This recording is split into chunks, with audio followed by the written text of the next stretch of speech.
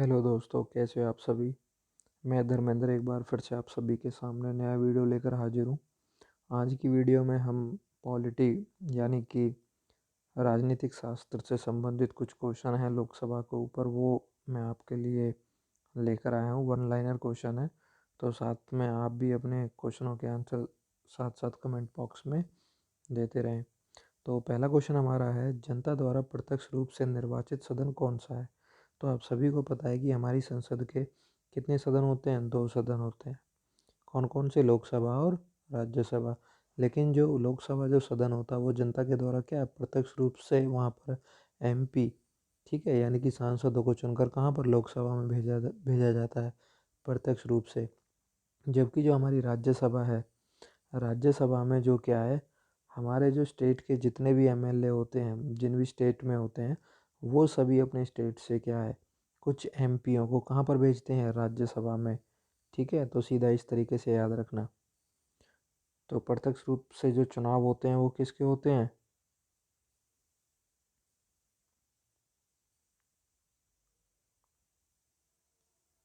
प्रत्यक्ष रूप से जो चुनाव होते हैं लोकसभा के सदस्यों के होते हैं। ठीक है, लोकसभा के। तो नेक्स्ट क्वेश्चन हमारा है, संविधान में लोकसभा के सदस्यों की मूल संख्या कितनी है।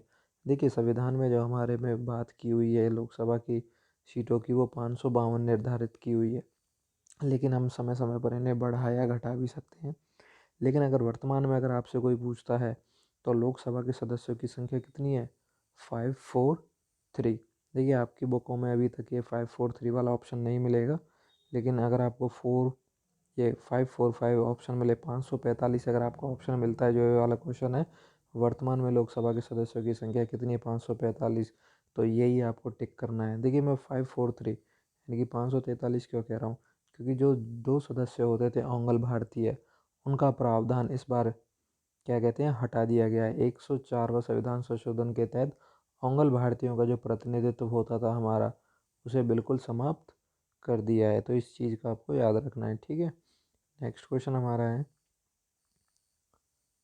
नेक्स्ट क्वेश्चन आपका है, देखिए ये रहा सेम क्वेश्चन है जो भी बता रहा था मैं। राष्ट्रपति मंगल भारतीय समुदाय के कितने प्रतिनिधियों को लोकसभा में नामांकित करता है। तो कितने सदस्य होते हैं, दो। कौन से अनुच्छेद के तहत, 331 के तहत, जिसको अब हटा दिया गया, यानी कि ख़त्म कर दिया गया इसे। ये चीज़ आपको याद रखनी है। लोकसभा में किस आधार पर सीटों का आवंटन होता है। देखिए, कोई भी चुनाव क्षेत्र हो, कोई भी हो, तो जो सीटों का आवंटन होता है वो जनसंख्या के आधार पर होता है। चाहे लोकसभा की हो, राज्यसभा की हो, या फिर विधायक की हो, यहाँ तक कि आपके सरपंचों के भी जो चुनाव होते हैं वो जनसंख्या के आधार पर ही सीटों को तय किया जाता है। नेक्स्ट क्वेश्चन है हमारा, वर्तमान लोकसभा में प्रत्येक राज्य के लिए स्थानों का आवंटन किस पर आधारित है। तो जो 1971 की जो जनगणना हुई थी, हमने उसी से माना हुआ है कि हमारे जितने भी लोकसभा के क्षेत्र हैं या विधानसभा के जो क्षेत्र हैं जो भी हैं, उन सभी के लिए जो सीटों का आवंटन किया गया है वो जनसंख्या का आधार क्या माना गया है, 1971 की जो जनसंख्या थी उसको आधार मानकर जो सीटों का निर्धारण है वो किया गया है। 14वीं लोकसभा के जो चुनाव हुए थे वो कितने चरणों में हुए थे, 4 चरणों में। बेसिक सी एक लाइन है, इसको एक लाइन में याद रख लेना, समझने वाली इसमें कोई बात है नहीं। कि जो 14वीं लोकसभा जो थी उसके चुनाव कितने चरणों में हुए थे, 4 चरणों में हुए थे। नेक्स्ट क्वेश्चन हमारा है, लोकसभा का सदस्य बनने के लिए न्यूनतम आयु कितनी होनी चाहिए, कितनी होनी चाहिए, 25 वर्ष। आप सभी से क्वेश्चन है मेरा नेक्स्ट, कि राष्ट्रपति बनने के लिए, यानी कि भारत का राष्ट्रपति बनने के लिए कितने वर्ष की आयु होना जरूरी है। तो इसका कमेंट बॉक्स में आप आंसर लिखेंगे सभी। नेक्स्ट क्वेश्चन हमारा है, कौन सा राज्य सबसे अधिक प्रतिनिधित्व लोकसभा में भेजता है। तो सबसे अधिक प्रतिनिधित्व लोकसभा में कौन भेजता है भाई, उत्तर प्रदेश। कितने सदस्यों को भेजता है, 80 सदस्यों को। ठीक है, सर्वाधिक, सबसे ज़्यादा है भारत के अंदर। ठीक है, भारत में जितने भी राज्य हैं उसमें सबसे ज़्यादा जो लोकसभा के सदस्यों की जो सीटों की संख्या है वो सबसे ज़्यादा उत्तर प्रदेश में है। ठीक है, याद रखना। और नेक्स्ट क्वेश्चन है, उत्तर प्रदेश के बाद सबसे अधिक संसदीय क्षेत्र किस राज्य में है। तो महाराष्ट्र में है। मैं आपको बता रहा हूँ ये आपको बताना है इसका आंसर कमेंट बॉक्स में, कि महाराष्ट्र में लोकसभा के सदस्यों की जो संख्या है वो कितनी है, सीटों की संख्या कितनी है, वो आपको कमेंट बॉक्स में आंसर करना है उसका। नेक्स्ट क्वेश्चन है, किस राज्य में लोकसभा सदस्यों की संख्या सबसे कम है? तो नागालैंड, सिक्किम और मिजोरम में जो लोकसभा के सदस्यों की जो संख्या है वो सबसे कम है। याद रखना ये सारी चीज़ें। लोकसभा का नेता कौन होता है? लोकसभा का नेता कौन होता है भाई? प्रधानमंत्री। आप सभी को पता ही है। और भारत में वर्तमान प्रधानमंत्री कौन है? आप सभी को पता होगा। कमेंट बॉक्स में इसका आंसर आप सभी लोग करेंगे। नेक्स्ट क्वेश्चन है, भूतपूर्व सांसद सदस्यों को पेंशन व्यवस्था कब लागू की गई थी? देखिए, क्वेश्चन बड़ा ही कह सकते हैं आज के हिसाब से अजीब टाइप का हो गया है, क्योंकि देखिए पेंशन व्यवस्था अगर आप देखोगे तो मैक्सिमम सभी की बंद कर दी गई है। लेकिन देखिए जितने भी नेता लोग हैं अपनी पेंशन बनाई हुई है, बाकी सभी की पेंशन को खा गए हैं। ठीक है, एक तरीके से ख़त्म कर दिए बिल्कुल। तो सांसदों की जो पेंशन की जो व्यवस्था वो कब लागू की गई थी? 1976 में। किसके द्वारा की गई थी भाई? इंदिरा गांधी की सरकार के समय पर की गई थी। याद रखने वाली बात है। ठीक है, लोकसभा में कम से कम कितने सत्र होने जरूरी हैं? भाई लोकसभा की वर्ष में कितनी बैठकें होनी जरूरी हैं? तो 2 बैठकें होनी चाहिए। ठीक है, याद रखना 2 बैठकों के बीच में 6 माह से ज़्यादा का अंतराल, यानी कि 6 महीने से ज़्यादा का गैप नहीं होना चाहिए। ये चीज़ याद रखना।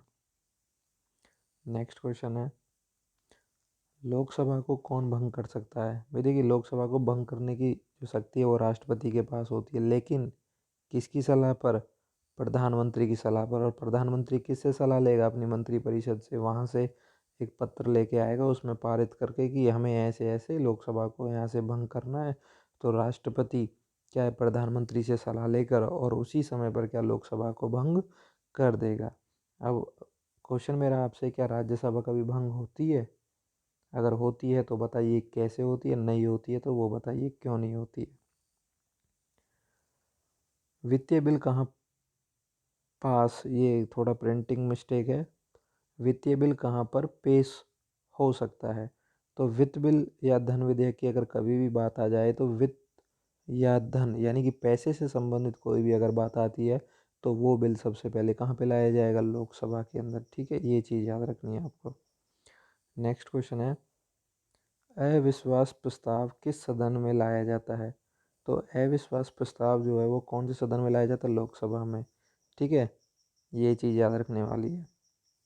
नेक्स्ट क्वेश्चन आपका है, लोकसभा के सदस्यों की निर्योग्यता से संबंधित प्रश्नों का निर्णय कौन करता है?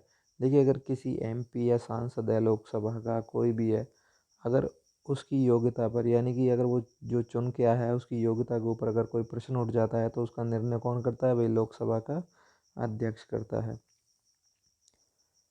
अस्थाई लोकसभा अध्यक्ष को क्या कहते हैं? देखिए प्रोटेम स्पीकर आप सभी को पता होगा कि अगर कोई भी नई लोकसभा का गठन होता है तो उनमें से किसी सबसे वरिष्ठ व्यक्ति को क्या कहते हैं? राष्ट्रपति के द्वारा क्या है, मनोनीत किया कर दिया जाता है, जो कि अन्य लोगों को क्या शपथ दिलाने का काम करता है। और उसके बाद ही क्या कहते हैं, प्रोटेम स्पीकर ही जो आपका लोकसभा का आने वाला जो अध्यक्ष होगा उसके चुनावों को कौन कराता है? प्रोटेम स्पीकर ही कराता है। तो अगला क्वेश्चन है, प्रोटेम स्पीकर की नियुक्ति कौन करता है? तो राष्ट्रपति प्रोटेम स्पीकर की नियुक्ति करता है, याद रखना। देखिए वीडियो अगर आपको अच्छी लग रही है तो वीडियो को लाइक करें, शेयर करें ज़्यादा से ज़्यादा, और चैनल को सब्सक्राइब ज़रूर करते जाएं। कितने दिनों तक अनुपस्थित रहने पर लोकसभा के सदस्यों की सदस्यता समाप्त हो जाती है? तो 2 महीने तक या फिर 60 दिनों तक अगर कोई व्यक्ति लोकसभा से अगर गायब रहता है तो यह मान लिया जाएगा वो व्यक्ति अपनी जो पदवी है उसको ख़त्म कर चुका है, यानी कि उसका पद जो है वहाँ से बिल्कुल ख़त्म हो गया है। उसे वहाँ से दोबारा उसे वहाँ पर नहीं बुलाया जाएगा 60 दिनों तक। अगर मान लीजिए कि किसी कारणवश उसे 60 दिनों से अधिक बाहर रहना पड़ता है तो लोकसभा के अध्यक्ष को उसे बताना ज़रूरी है। ठीक है, उससे परमिशन लिए बगैर नहीं जाएगा। किस विधेयक को केवल लोकसभा में ही पारित किया जा सकता है? वित्त विधेयक को आपको बता ही चुका हूँ। पैसे से संबंधित जितने भी विधेयक होंगे वो सबसे पहले कहाँ पर लाए जाएंगे? लोकसभा में लाए जाएंगे। मंत्रिपरिषद किसके प्रति उत्तरदायी होती है? मंत्रिपरिषद जो आपकी होती है वो लोकसभा के प्रति क्या होती है? उत्तरदायी होती है। किस अवस्था में लोकसभा का कार्यकाल बढ़ सकता है। देखिए आपातकाल की स्थिति में एक बार ऐसा है बढ़ा भी है। जब इमरजेंसी लगी थी इंदिरा गांधी के समय में तो लोकसभा का जो कार्यकाल है वो 2 बार बढ़ाया गया था, ठीक है, एक एक वर्ष के लिए। ये चीज़ याद रखनी है आपको। एक बार में तो एक बार 1 वर्ष के लिए, लेकिन वैसे आप कितनी बार भी उसे बढ़ा सकते हो, ये याद रखना। किस वर्ष लोकसभा का कार्यकाल एक एक करके 2 बार बढ़ाया गया था? तो 1976 में, मैंने आपको बताया था इमरजेंसी के समय की बात है। 1976 में इंदिरा गांधी ने लोकसभा का कार्यकाल एक एक वर्ष करके 2 बार बढ़ाया था। नेक्स्ट क्वेश्चन है हमारा, राजनीतिक शब्दावली में शून्यकाल का क्या अर्थ है? शून्यकाल क्या है? प्रश्नोत्तर। देखिए आप सभी ने देखा होगा कि लोकसभा के अंदर एक टाइम पीरियड होता है जिसके अंदर क्या होता है, कोई भी व्यक्ति कभी भी कोई भी क्वेश्चन क्या है पुटअप कर सकता है। एक होता है प्रश्नकाल, एक होता है शून्यकाल। प्रश्नकाल में जो अधिकतम जितने भी प्रश्न पूछे जा सकते हैं वो होते हैं 20 प्रश्न। लेकिन शून्यकाल में क्या होता है, कोई भी व्यक्ति कभी भी किसी भी मंत्री से किसी भी प्रकार का कोई भी प्रश्न पूछ सकता है और कोई भी जवाब ले सकता है। लेकिन जो प्रश्नकाल होता है उस प्रश्नकाल के अंदर क्या होता है, कोई भी व्यक्ति कोई भी सांसद अगर किसी मंत्री से कोई भी प्रश्न पूछता है तो उसे पहले ही वो लिखित में देना पड़ता है। तो यहाँ पर ये डिफरेंस इन दोनों के अंदर अंतर होता है। प्रश्नकाल में तो पहले से तय हुए प्रश्न पर ही उत्तर देता है, लेकिन शून्यकाल में कोई भी प्रश्न कभी भी कोई भी व्यक्ति पूछ सकता है और उसका जवाब वो लिखित या अलिखित किसी भी तरीके से मांग सकता है, ठीक है, ये याद रखना। नेक्स्ट क्वेश्चन है, यदि कोई व्यक्ति राज्यसभा का सदस्य है तो क्या वह लोकसभा में अपना वक्तव्य दे सकता है? बिल्कुल दे सकता है। देखिए अगर मान लीजिए कल को प्रधानमंत्री क्या है, लोकसभा का नेता नहीं है, लोकसभा का इलेक्शन उसने नहीं लड़ा, वहाँ से चुन के नहीं आया, मान लीजिए वो राज्यसभा के द्वारा क्या कहते हैं, राज्यसभा के माध्यम से प्रधानमंत्री बना है। तो अगर मान लीजिए कल को अगर कोई वक्तव्य उन्हें देना है लोकसभा के सामने, जनता के सदन में अपनी बातें रखनी है, तो वो लोकसभा में तो वहाँ पे जाएगा ना भाषण देने के लिए। तो ठीक है, ये याद रखना।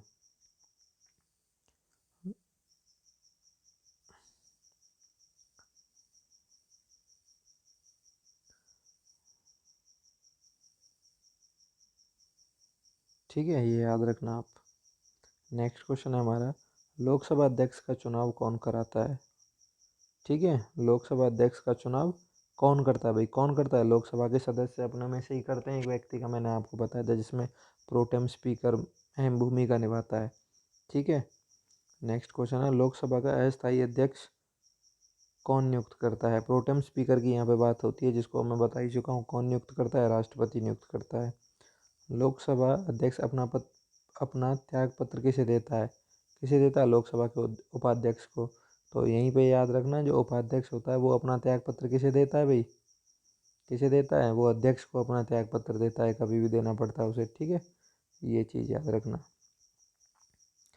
नेक्स्ट क्वेश्चन है, निर्णायक मत देने का अधिकार किसे होता है? लोकसभा अध्यक्ष को। मान लीजिए अगर किसी बिल के अंदर लोकसभा के अंदर चर्चा हो रही है, अगर मान लीजिए ये वाला दल दोनों तरफ से वोटिंग हो रही है, तो मान लीजिए 2-2 वोट दोनों तरफ से हो गए, अब फैसला तो देना ही पड़ेगा भाई, बिल कैसे पास किया जाएगा। अगर निर्णायक मत की अगर बात आती है तो अंतिम निर्णय जो देना होता है वो कौन देगा? लोकसभा का अध्यक्ष जो देगा। जिसकी भी तरफ वो अपना वोट दे देगा वो बिल उसी तरीके से पास या फिर फेल मान लिया जाएगा, ठीक है। अगर सरकार की तरफ से मान लीजिए 3 वोट हो गई और ये होगी तो बिल को यहाँ पे पास मान लिया जाएगा। तो निर्णायक मत देने का अधिकार किसे है? लोकसभा के अध्यक्ष को। नेक्स्ट क्वेश्चन है हमारा, लोकसभा का सचिवालय किसके नियंत्रण में होता है? किसके नियंत्रण में होगा भाई? लोकसभा अध्यक्ष के नियंत्रण में ही होगा। भारत के प्रथम लोकसभा के अध्यक्ष कौन थे? कौन थे भाई? जीवी मावलंकर। कौन थे? जीवी मावलंकर, गणेश वासुदेव मावलंकर, ये याद रखना आप लोग। नेक्स्ट क्वेश्चन है हमारा, भारतीय संसद के दोनों सदनों की संयुक्त अधिवेशन की अध्यक्षता कौन करता है? लोकसभा का अध्यक्ष करता है भाई, ठीक है। तो ये याद रखना, संयुक्त अधिवेशन बुलाता कौन है, ये सभी आप कमेंट बॉक्स में इसका आंसर लिखोगे। लोकसभा में किसी विधेयक को धन विधेयक के रूप में प्रमाणित कौन करता है भाई? लोकसभा का अध्यक्ष करेगा, मैंने आपको पहले बता दिया। लोकसभा महासचिव की नियुक्ति कौन करता है? लोकसभा स्पीकर। तो ये भी याद रखना, सचिवालय किसके नियंत्रण में काम करता है? लोकसभा अध्यक्ष के में, यानी कि स्पीकर के नियंत्रण में ही काम करता है। वर्तमान में हमारे लोकसभा स्पीकर कौन है? कमेंट बॉक्स में आंसर करिए जल्दी जल्दी। कौन से स्पीकर के खिलाफ अविश्वास प्रस्ताव लाया गया था? कौन से के लाया गया था भाई? KS हेगड़े के खिलाफ अविश्वास प्रस्ताव लाया गया था। लोकसभा के प्रथम उपाध्यक्ष कौन है? अनंत श्याम अपंगर। ठीक है, याद रखना है। किस लोकसभा अध्यक्ष का कार्यकाल सबसे लंबा रहा था भाई? सबसे लंबा रहा था बलराम जाखड़, याद रखना।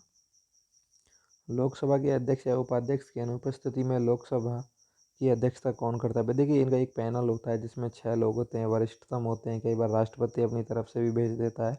तो याद रखना, जो वरिष्ठतम सदस्य जो होता है वो अध्यक्षता करता है, अगर अध्यक्ष और उपाध्यक्ष दोनों ही उपस्थित नहीं है तो। ठीक है, याद रखना।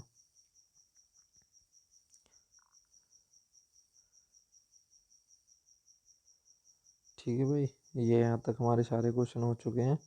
नेक्स्ट क्वेश्चन हमारा है, भारत के लोकसभा अध्यक्ष किस देश के हाउस ऑफ कॉमन्स के अध्यक्ष की तरह कार्य करते हैं? तो वो इंग्लैंड के। देखिए, हमने संसदीय प्रणाली अपनाई हुई है, तो वो संसदीय प्रणाली हमने क्या है भाई, इंग्लैंड के संविधान को देख के ही वहाँ से ही हमने संसदीय जो अपनी प्रणाली है वो ग्रहण करी है। ठीक है, ये याद रखना।